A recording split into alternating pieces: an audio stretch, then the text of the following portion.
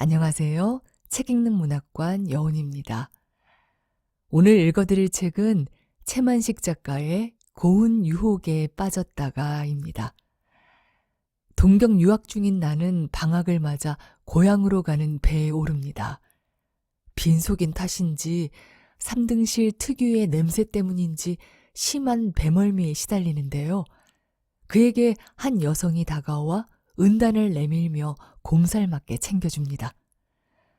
여행길에 꽤 가까워진 두 사람. 그들의 로맨스가 성사될 수 있을까요? 채만식 작가의 고운 유혹에 빠졌다가 여운의 목소리로 들어보시죠. 구독과 좋아요, 알림 설정으로 함께 해주세요.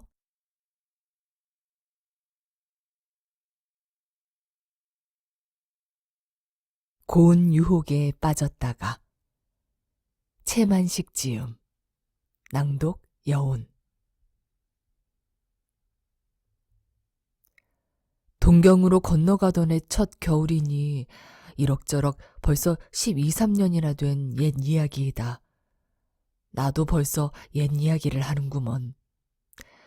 2주일밖에 아니 되는 방학인지라 고향에 돌아올 생각은 먹지도 아니하고 시험이 끝난 시원한 마음에 하숙집 사조반 다다미방에 내 활개를 내던지고 벌떡 드러누워 있는 판인데 현관문 여는 소리와 함께 사이상을 찾더니 이어 주인 노파가 전보 한 장을 올려다 준다.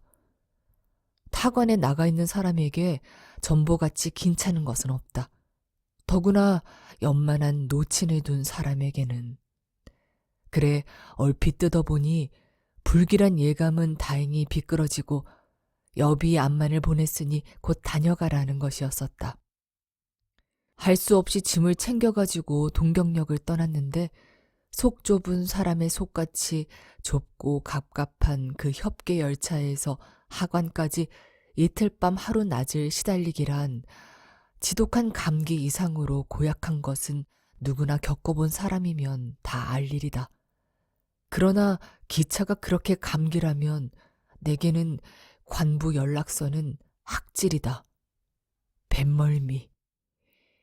그새까지 3번 경험으로 보아 배를 타기 전에 음식을 먹으면 멀미가 더한 것을 안 때문에 일부러 저녁밥을 권하고 연락선에 올랐다.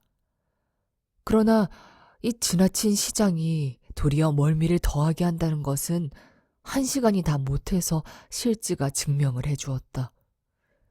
넓고 깨끗하고 불이 밝고 듬성듬성 들어앉은 사람들도 모두 조용해 보이고 한 2등 백간 옆을 지나면서 몇 번이나 7원 몇십 전을 더 내고 갈아타기를 할 생각이 꾸란 같았으나 에라, 눈 질끈 감고 8시간만 고생하면 차라리 부산서 잠깐 동네 온천에 가서 잘 놀다라도 가지 하고 그대로 3등실로 내려갔다.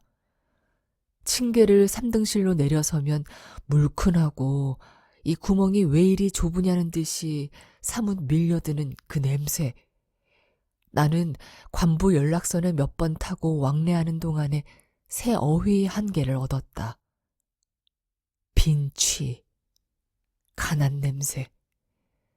사람이 가난함으로써 생기는 냄새니 가령 배에 3등 하면 그것이 3등인 때문에 기환작용이 충분하지 못하고 값싼 페인트를 썼고 소재를 게을리하고 그리고 사람을 손님으로 탑재시키는 것이 아니라 화물처럼 적재하고 그러한 때문에 그야말로 그 겉과 양이 다 같이 기하급수적으로 증대되는 굉장한 냄새가 발성이 되는 것이다. 만일 대륙 가까운 바다 위에 그러한 악성의 저기압이 발생이 되었다면 연전대판에 붕수제 이상의 소동이 일어나지 아니하고는 못 베길 것이다. 좌우간 나는 우선 그 냄새에 반죽음은 되어가지고 그래도 이리저리 찾다가 겨우 한 자리를 얻어 몸을 가로 엎드렸다. 우주가 넓다고 말한 자 누구냐. 허구한 날을 많이 두고 바다는 마치 태길이나 한 듯이 이날 밤 풍랑이 높았다. 배가 물결 위로 쑥 올라갈 때는 그래도 괜찮다. 그러다가 그놈이 수렁을 디딘 것처럼 힘없이 쑥 내려갈 때에는 도무지 형연할 수조차 없이 고약스럽게 뒤집히는 속.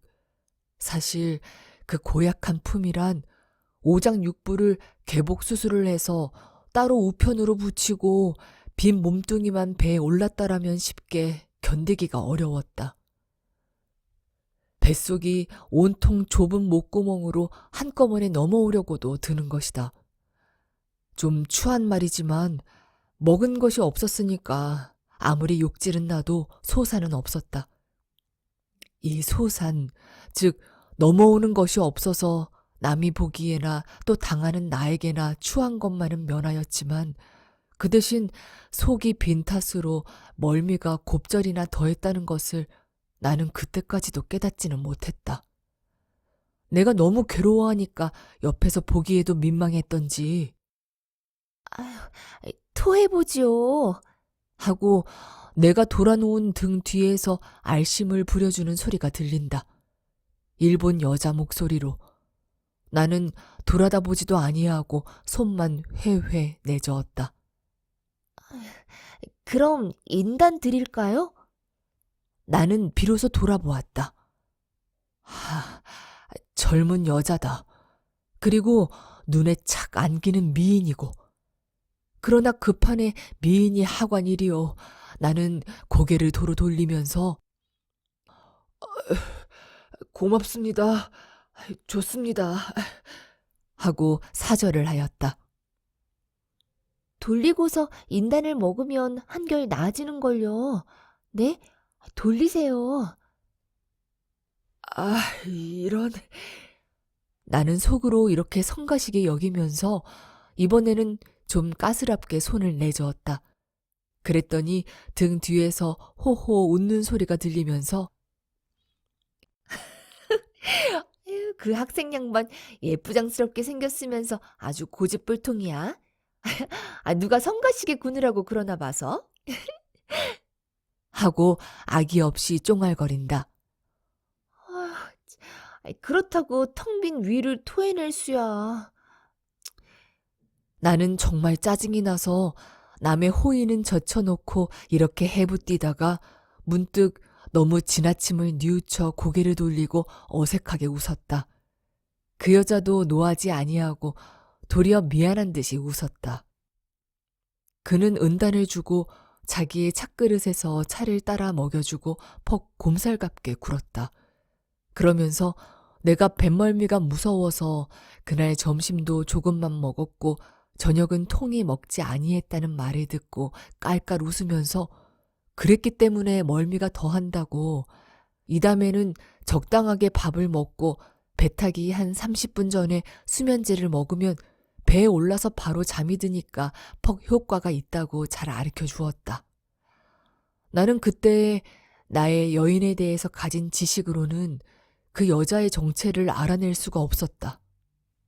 팔싹동이는 아니지만 고향에서나 또 중학 시절에 여자와의 교제며 접촉이 없었기 때문에 그때 내가 가진 여인에 대한 예비 지식은 아주 제로에 가까웠었다.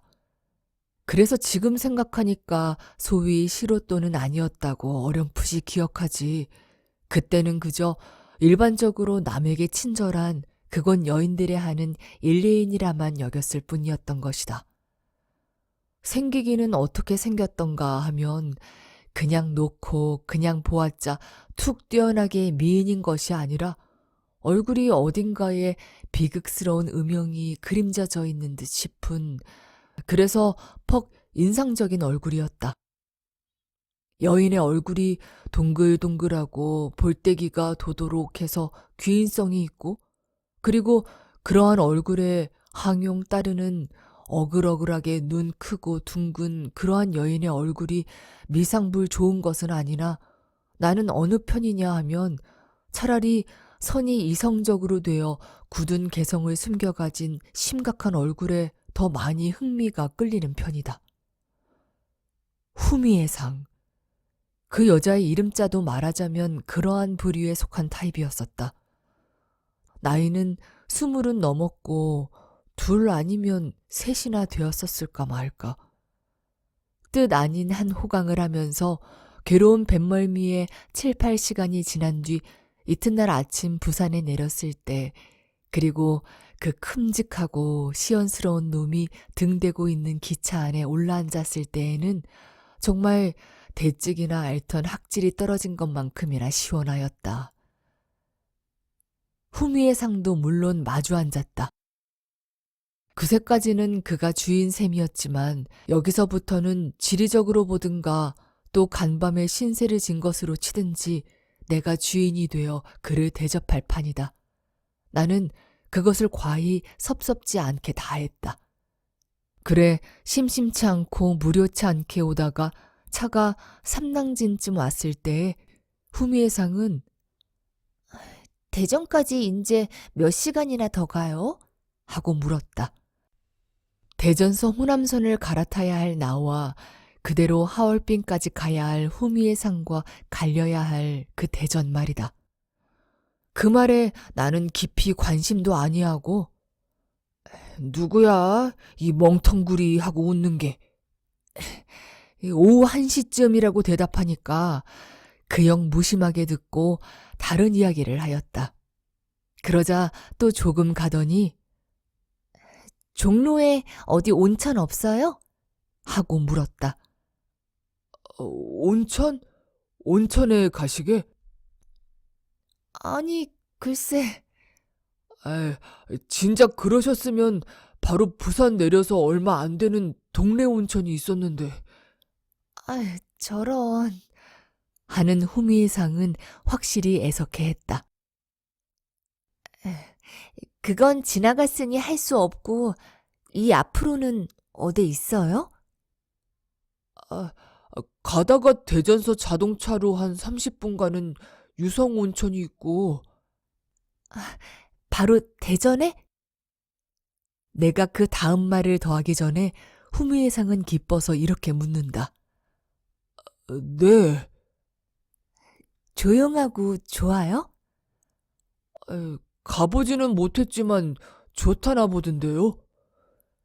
대전을 거진 당도했을 때 내가 짐을 챙기느라니까 후미의 상은 나를 유심한 시선으로 보고 있더니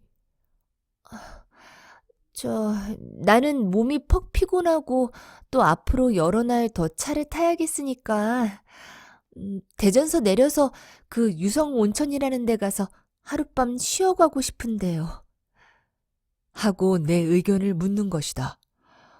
나는 그것을 그러지 말라고 말릴 턱이 없는 것이다. 그러세요?